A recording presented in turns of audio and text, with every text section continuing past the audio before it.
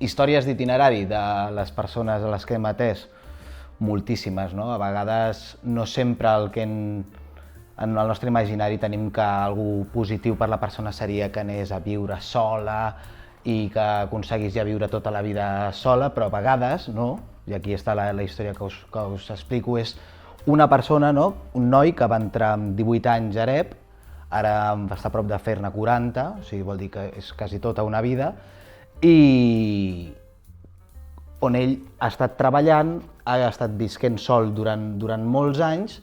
Què passa? Que hi ha hagut un moment que ha començat a perdre autonomia, ja sigui a nivell cognitiu, a nivell instrumental de portar la seva casa en àmbits de neteja, en àmbits d'alimentació, en àmbits de medicació. Aleshores, era una persona que, diguéssim, que ho ha tingut tot el que ens imaginem en l'estil d'una feina, un pis, i va perdre aquesta feina i el pis hem estat 3-4 anys treballant colze a colze amb diferents recursos des del CESMA, la seva fundació tutelar i nosaltres per aconseguir que aquest noi entrés en una llar residència.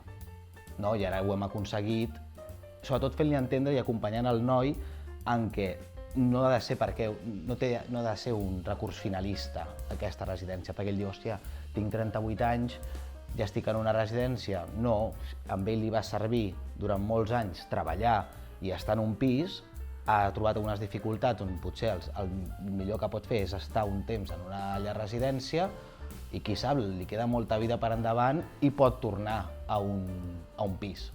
Aleshores, és trencar una miqueta amb la idea que tenim de que el bo és només que les persones siguin 100% autònomes. No, no, la vida són canviants, ens passa a tothom.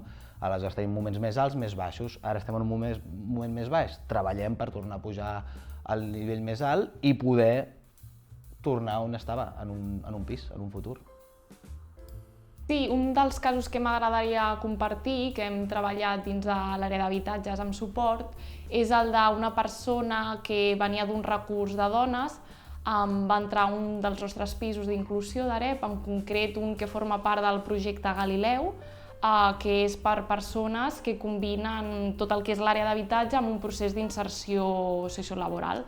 Llavors, ella va entrar en aquest pis, va fer tot un procés d'autonomia, d'estabilització, de combinar feina, pis i tal, i el que ella anhelava era viure sola. El seu desig era no compartir més pis, perquè ja portava temps compartint, i volia viure sola, independent. Recordo que ella volia tenir la nevera per ella sola, i va fer tot un procés, un treball de picaportes, d'Ajuntament, oficina d'habitatge, borses de lloguer social, i al final li va tocar un pis d'habitatge de protecció oficial.